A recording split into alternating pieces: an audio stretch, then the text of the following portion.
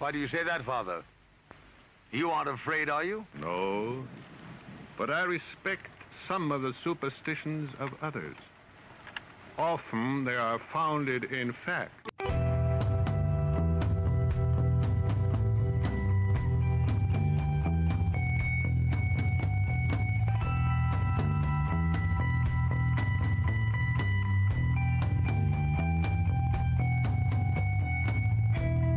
Broadcasting live from our Sanctum Sanctorum in bountiful Bakersfield, California. This is the Sixth Sense Society. I'm your host, Krista, here with our producer, Michael, and today you are tuning in to Spell It Out, Magic, Reflections, and Shadows, where I take a topic and run with it. Today, I'm returning to a topic I started in March of 2023, which is an exploration of Pluto / Hades and mythology and the astrology around that topic. I will explain more in a minute, but Michael has a few announcements first. Everybody, welcome back to the start of our 7th season. We're excited to be here. Next week, we're going to have our 2025 prediction special with our good friend astrologer Caroline Marshall and our good friend numerologist Carrie Jane. So please check that out. Marnie Olson usually joins us, but she has an acting gig, so we are super excited for her and wish her all the best on that. And I'm sure she'll join us again later in the year.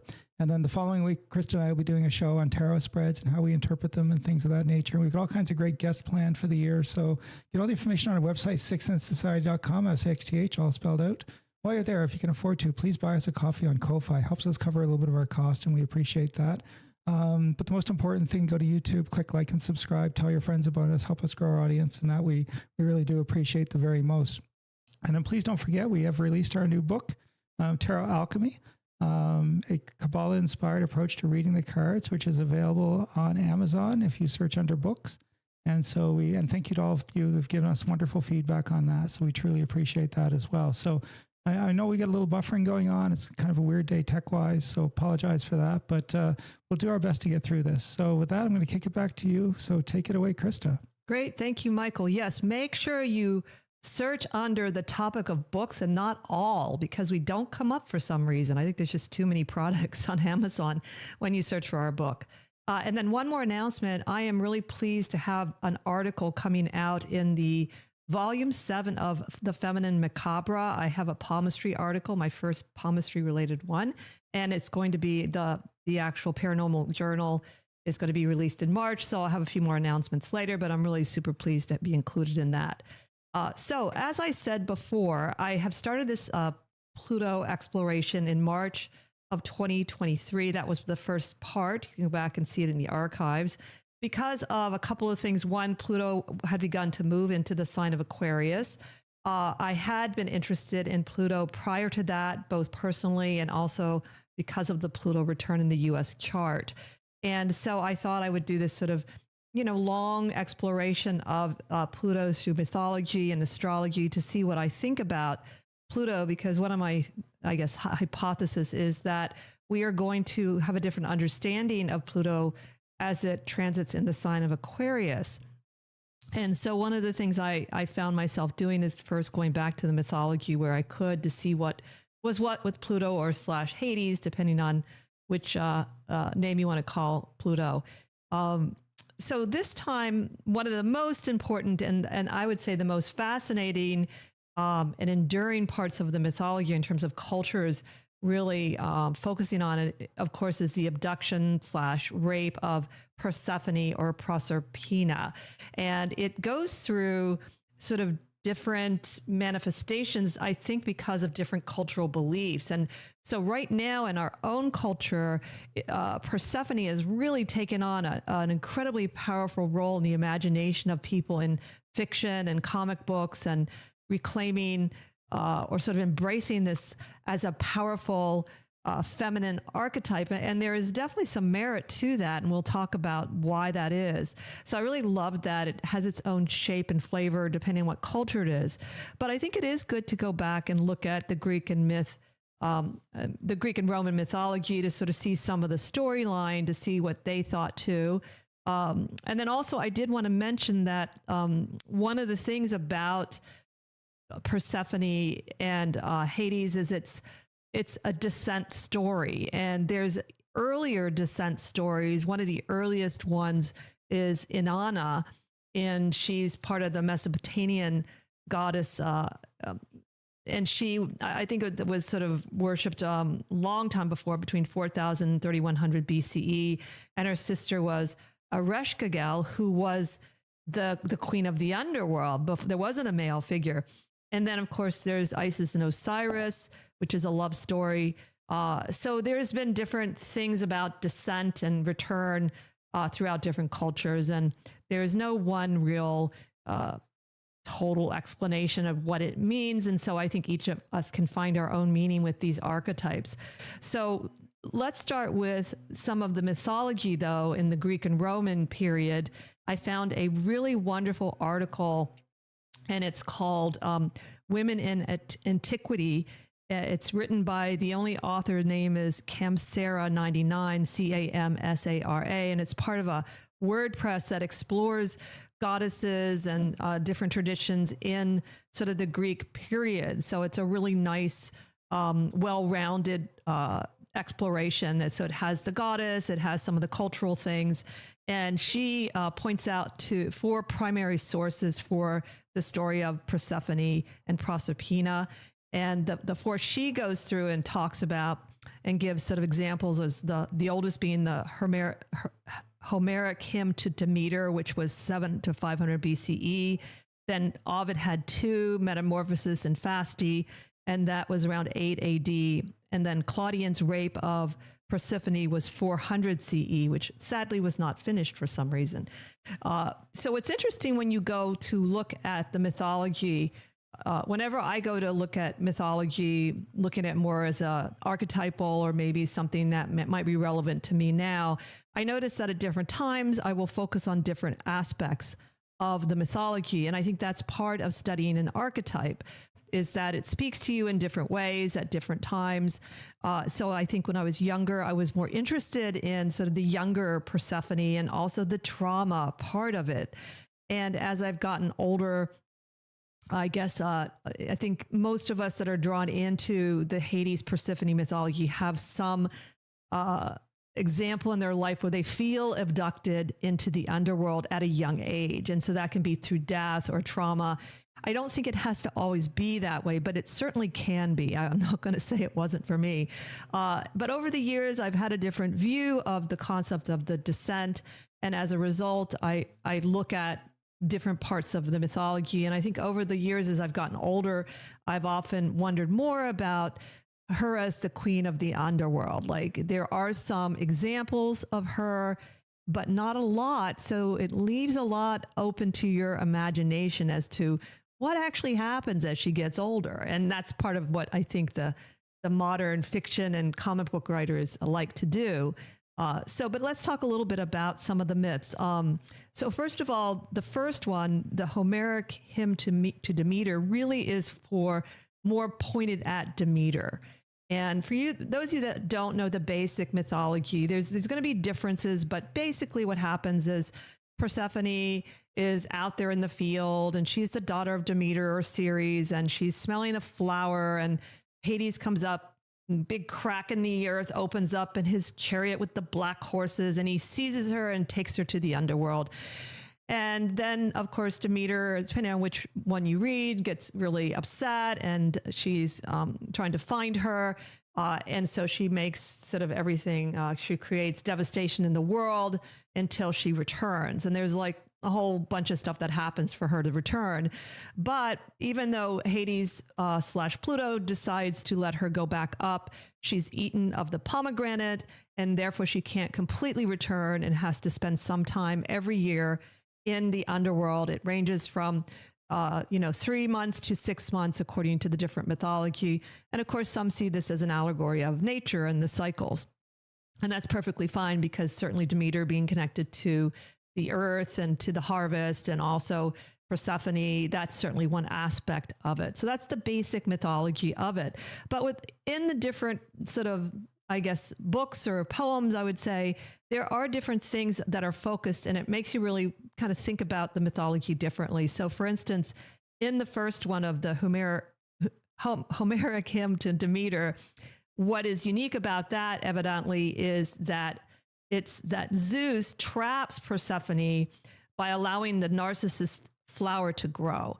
And in more than one myth, you see this conspiracy between Hades and Zeus to capture her.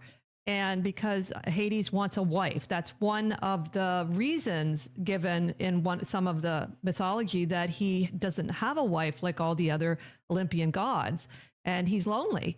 And so that, and it's I think it's like the only time that Hades comes up into the world is this loneliness, and he wants to have a family or wife and wants love. So for me, that element of the love story is crucial to understanding, even symbolically, Pluto in your chart. I think one of my sort of reactions to some of the public things said about Pluto being so much about war or destruction, at least some people do, like they associate the discovery of Pluto with, the war that was coming.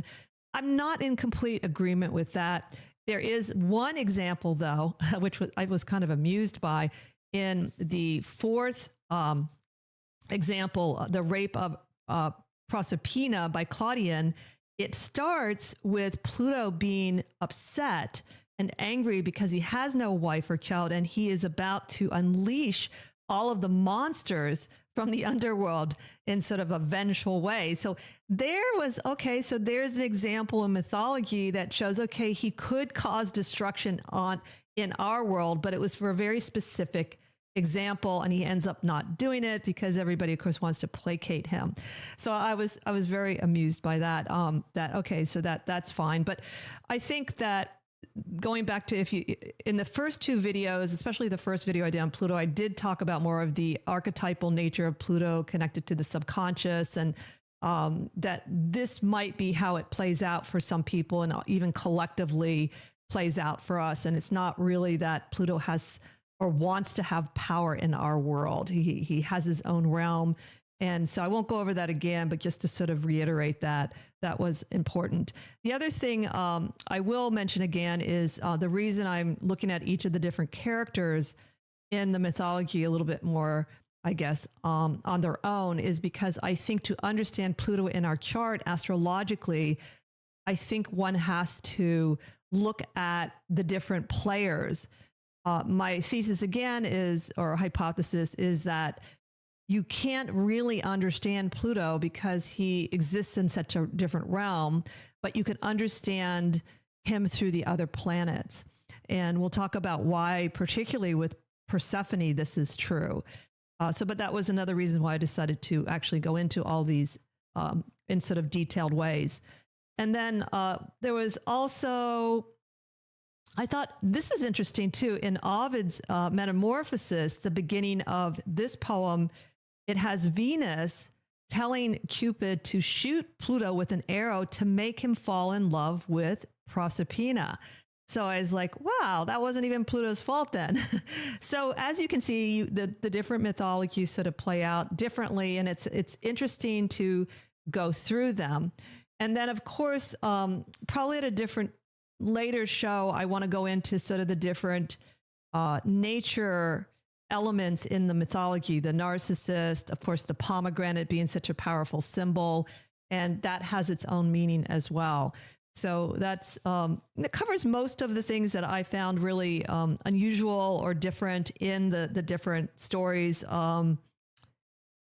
There was also one more thing. There was another thing about Mercury, which I'm going to talk about later, where Mercury is the one that sort of makes the deal between Demeter and Pluto to allow Persephone to come back. And that was in one of the mythologies too. So those are the four mythologies. I also, the prime ones that is cited in this really great article by Women in Antiquity. And I also wanted to read what she writes in the beginning of her article, at least some of it, about the story. And she says, this is Cam Sarah 99, quote, "To some, P's story," she calls her P for short, "is a tragic tale of violence and stolen innocence. To others, a heartbreak between mother and daughter. To others, still a twisted love story."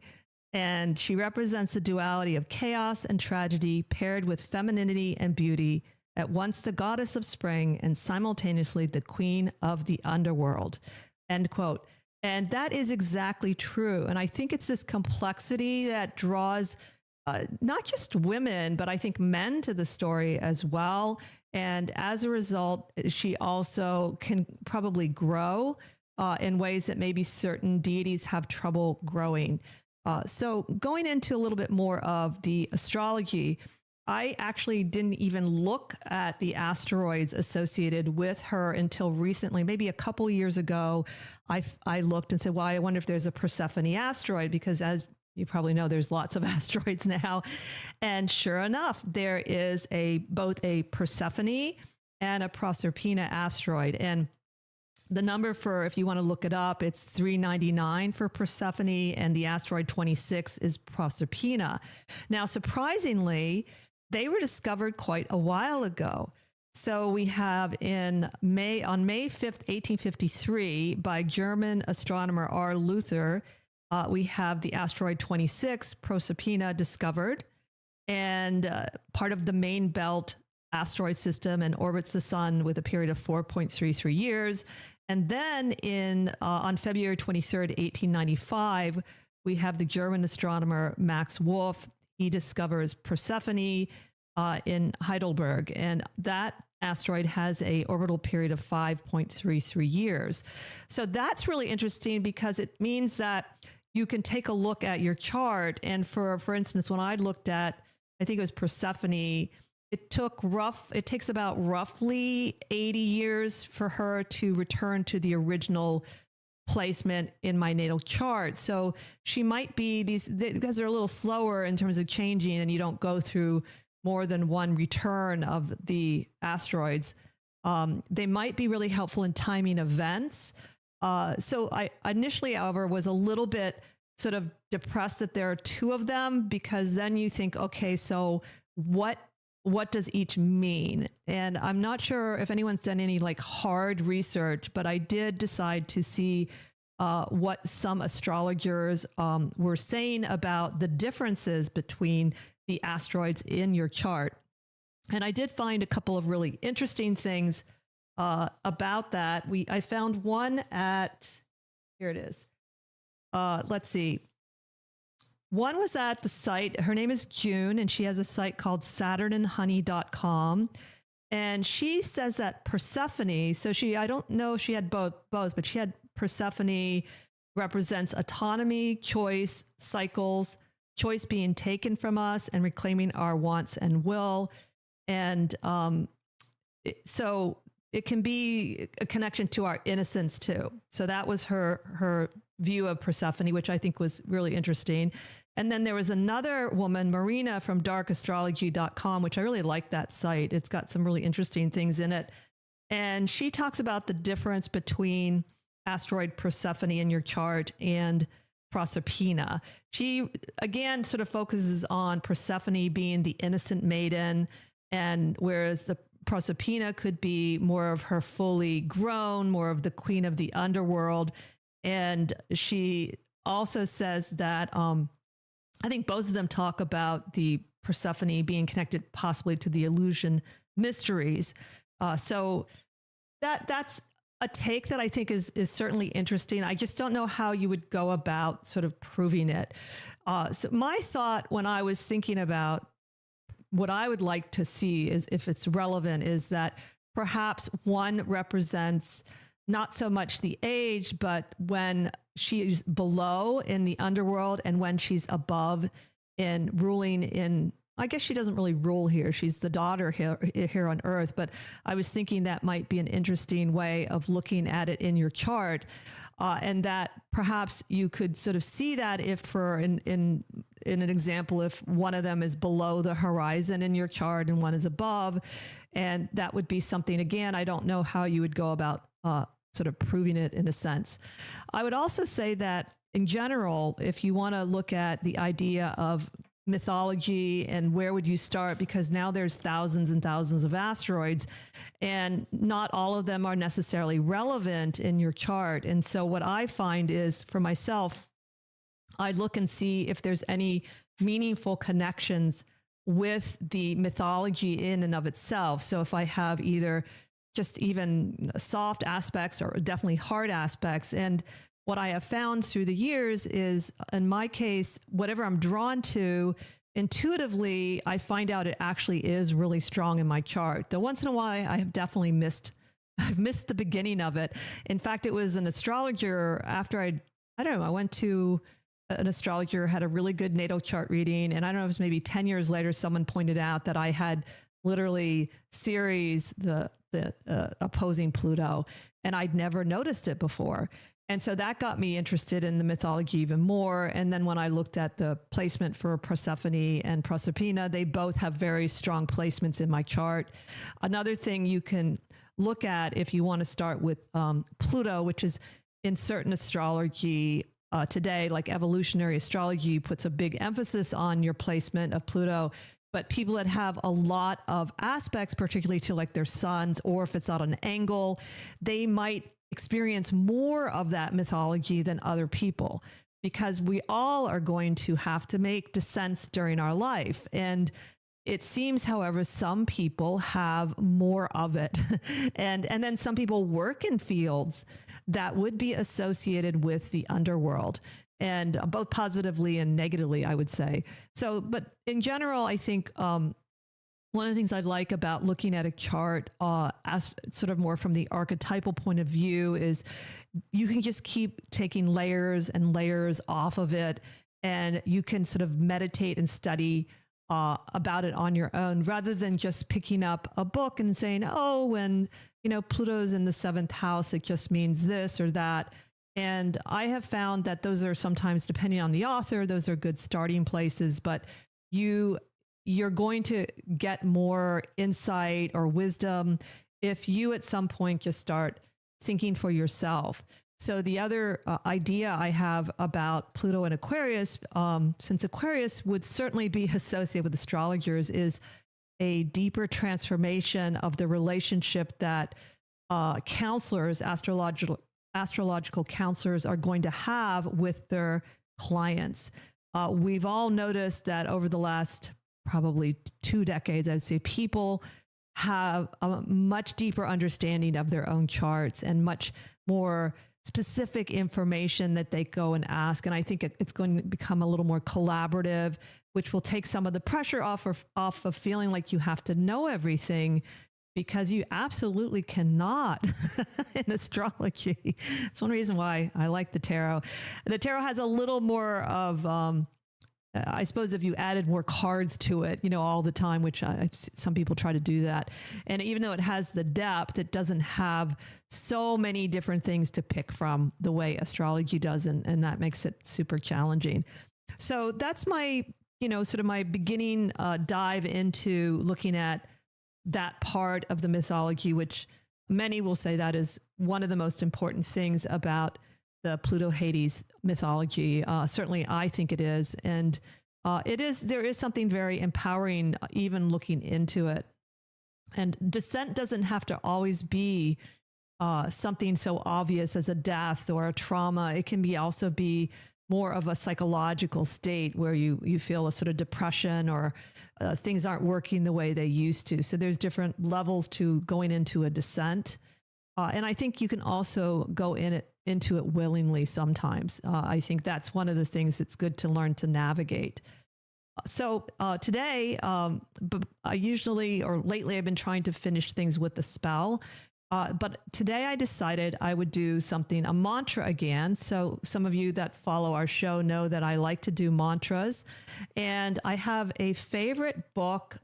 It's called, I always like to get the titles exactly right, Healing Mantras, for those of you that can see it, by Thomas Ashley Farrand.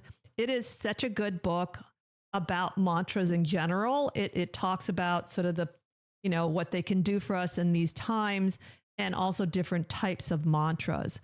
So he has, in one section, he has mantras associated with actual planets, which of course is not a new thing, but it's nice to have everything all in one book, I find.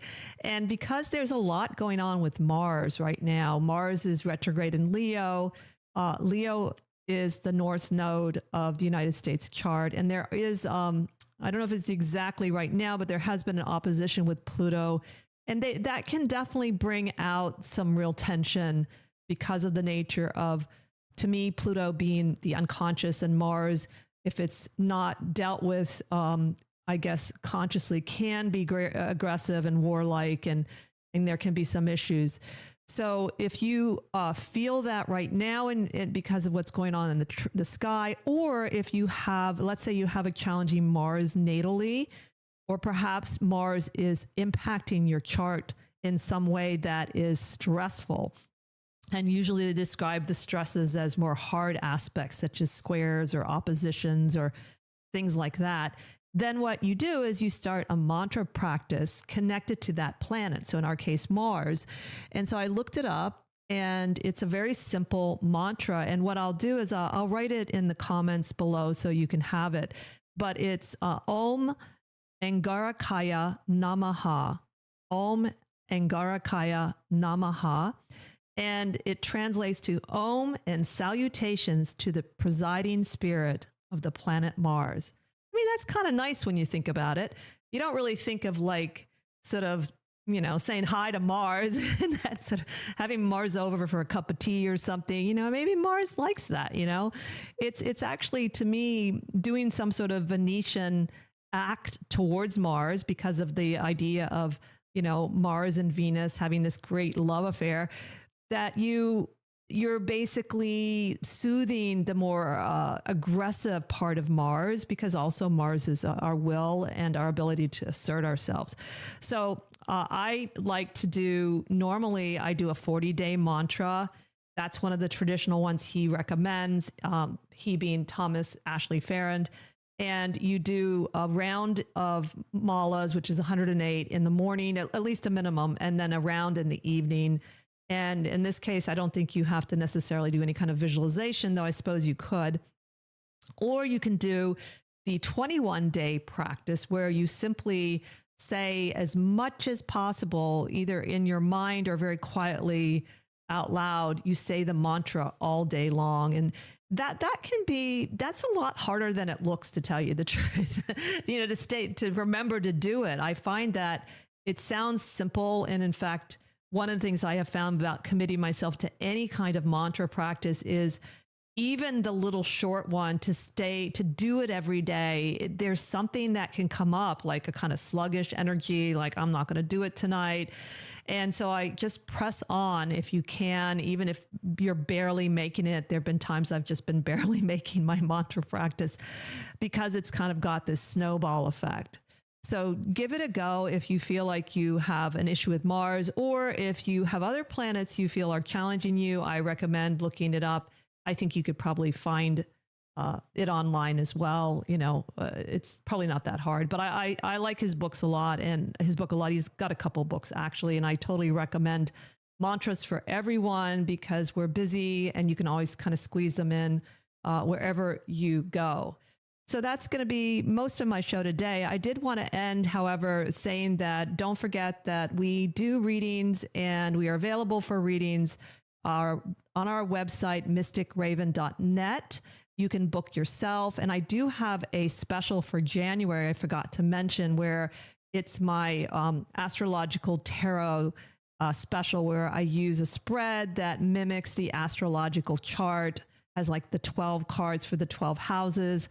I only offer it in January, and it's an hour-long reading, plus you get 2 medicine cards for the year. So it's been very popular. And if you're interested in that, make sure to go ahead to our website, and you can book yourself there, or you can always email us and let us know when you're interested in a reading.